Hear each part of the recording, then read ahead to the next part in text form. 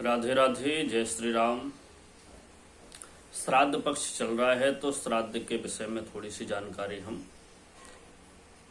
सभी को अवगत करा देते हैं और जिनको भी समझ में ना आए वो ग्रंथों का अवलोकन करें। अग्नि पुराण, मनुस्मृति आदि का अवलोकन कर सकते हैं। ठीक है। तिल का कब उपयोग करना चाहिए, कब उपयोग नहीं करना चाहिए, ऐसा श्राद्ध में, श्राद्ध के नियम में लिखा है। और किस किस पात्र को श्राद्ध में लें, ऐसा भी ग्रंथकारों ने लिखा है ना। तो यहाँ सोना, चांदी, तांबा, कांसा ये पात्र पितृ तर्पण में प्रशस्त माना गया है। मिट्टी तथा लोहे का पात्र, मिट्टी और लोहे का पात्र श्राद्ध में ना लें। ठीक है। इसके बाद अब आपको बता दें कि तिल कब नहीं लेना चाहिए, किस किस स्थान पे तिल ना लें। सप्तमी एवं रविवार को घर में जब जन्मदिन हो, सप्तमी रविवार और घर में जन्मदिन हो, दास जो अपने पुत्र से सेवा चाहते हैं उसी को दास बोलेंगे, दास पुत्र या फिर कोई दासी का बच्चा। और स्त्री की कामना वाला मनुष्य तिल से तर्पण ना करे। जैसे स्त्री की कामना है, जो अविवाहित है वो तिल से तर्पण ना करे, यहाँ ऐसा लिखा है। कौन कौन सी तिथि में तिल से तर्पण ना करे? नंदा, प्रतिपदा, षष्ठी और एकादशी। यानी प्रतिपदा, षष्ठी और एकादशी ये नंदा तिथि है, नंदा तिथि में ना करे।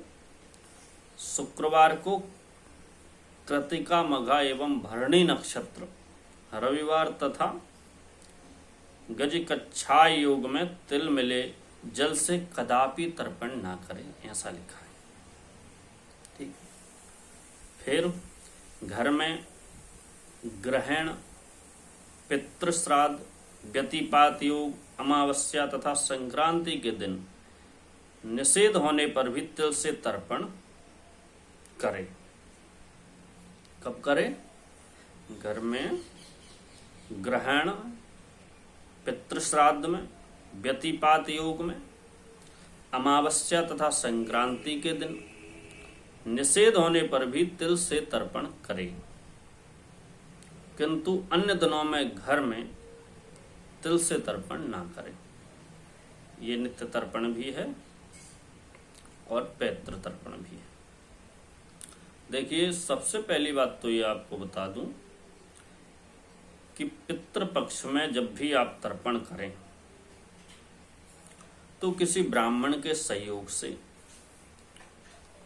देव ऋषि, देव पितृ, देव तर्पण, ऋषि तर्पण और पितृ तर्पण, अपने पितरों का, सगोत्रियों का और ननिहाल पक्ष का, मातृ पक्ष का तर्पण आप ब्राह्मण के सहयोग से करें।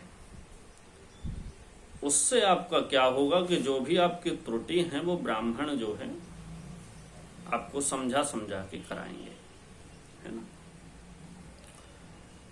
तो इसमें सभी का लिखा है, जब आप ब्राह्मण से कराएंगे तो मित्र का, भाई का, पितरों का तो है ही है, बड़े बुजुर्गों का तो है ही है, और स्वयं की भार्या का, अपनी बहन का, सौतेली, मतलब सारे लोगों का आप पितृ तर्पण कर सकते हैं। ठीक है। अब आगे चलते हैं कि पूर्व की दिशा में जनेऊ सभ्य करके देवताओं का और अब सभ्य करके पितरों का, और कंठीकार करके ऋषियों का तर्पण होता है। ठीक है। कुशाग्रेषु सुरास्तर्पयेत, जो कुश का अग्रभाग रहता है उससे सुर यानी देवताओं का तर्पण करें ऐसे। ठीक। एक एक मंजलिम देवान, देवताओं को एक अंजलि दें। 2 हस्तो युग्मतः कृत्वा पुरूरयेद ददकंजलिम, और जब जल मध्य करें तो गोश्रृंग मात्र मुद्धृत्य, जितना गाय का सींग होता है उतना आप हाथ को उठा लें, नदी में सरोवर में जल में जब श्राद्ध करें तर्पण करें तो गौश्रृंग के बराबर उठा करके और जल दें। जल मध्य जलम क्षपेत, जल मध्य में जल को दें, है ना। तथा कृत्वा विनीतम तु यज्ञ सूत्र उदंगमुखः, जब देवताओं का यजन करेंगे तर्पण करेंगे तो उदंगमुख, है ना, यानी प्रागमुखा पूर्व दिशा में, और उदंगमुखा उत्तर दिशा में प्राजापत्य तीर्थ से दिव्य मनुष्यों को देंगे। दौ सनकादया अर्हंती, सनकादिक ऋषियों के लिए 2 अंजलि दें, ठीक। और पितरों के लिए दक्षिण मुख होकर के अपशब्द हो जाएं, अंगोछे को भी अपशब्द यानी इस साइड डाल लें, सीधे तरफ। भूलग्न सबने जानुभ्याम दक्षिणः कुशाग्रेण च, दक्षिण की तरफ ही कुश कर लें। और पितृन संतर्पयेत, पितरों का तर्पण करें। पितृन भक्त्या तलई कृष्णै, काले कृष्ण डाल काले तिल डाल करके पितरों का तर्पण करें। तो ये हो गया तर्पण का संक्षिप्त विधान हमने आपको बताया। और जो लोग कहते हैं कि हम तो गया में पिंडदान कराए हैं तो अब श्राद्ध करें कि ना करें, तो देखिए हम कितने भी बड़े भक्त हो जाएं, ध्रुव जी ने भगवान को प्राप्त कर लिया तो ऐसा नहीं है कि तुम भजन करना छोड़ दो, है ना। इसी तरह पितरों का भी है। जो पितृदोष होते हैं वो पितरों की, हम लोग जब कोई भी जैसे कि अकाल मृत्यु हो जाए या फिर हम पितरों को नहीं मानते तो कुंडलियों में पितृदोष आने लगते हैं। तो गया में श्राद्ध आप कर भी आए हैं तो भी पितरों को पिंडदान और तिलांजलि तो आप दे ही सकते हैं। तिलांजलि यानी तिल से मिला करके जल अंजलि, ठीक। तो जल देने में कोई परेशानी नहीं है। गया में आप अगर पिंड दान कराए हैं तो पितरों से पिंड नहीं छुड़ाना है, पिंड दान आप कराएं, बहुत अच्छी बात है। अगर उनका गया श्राद्ध सतेनापि मुक्तिर्मेना भविष्यति, है ना। तो जैसे धुंधकारी जैसे महाप्रेत हैं उनका तो गया में बोले सतेनापि 100 पिंडदान कर दो, कोई मतलब नहीं, 100 बार कराओ, है मुक्तिर्मेना भविष्यति। तो वहाँ ये है कि इतने बड़े पापी आजकल पता नहीं भगवान जाने होते होंगे, लेकिन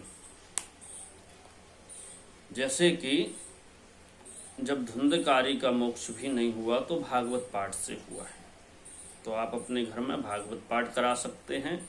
और पितरों को जो है सबसे ज्यादा तृप्त करता है तो वो है खीर। तस्मै से आप ब्राह्मणों को जिवाएं, और ब्राह्मणों को जिवाने की भी विधि है।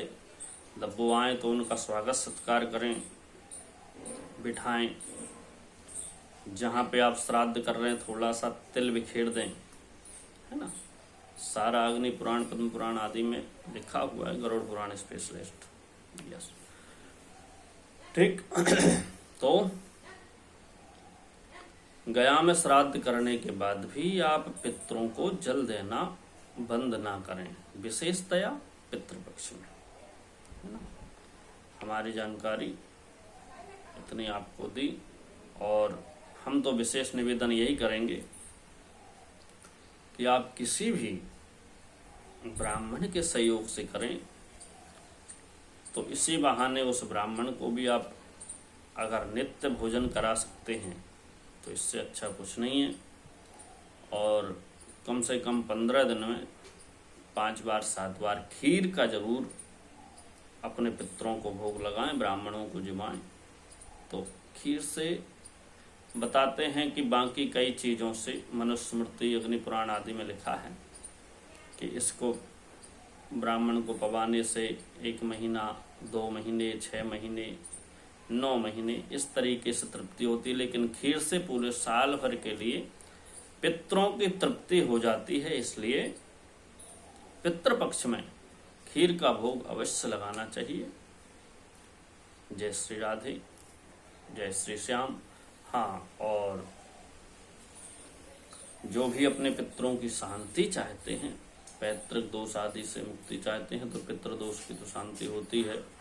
बाकी भागवत का पाठ जो है महाप्रेत को भी तार देता है।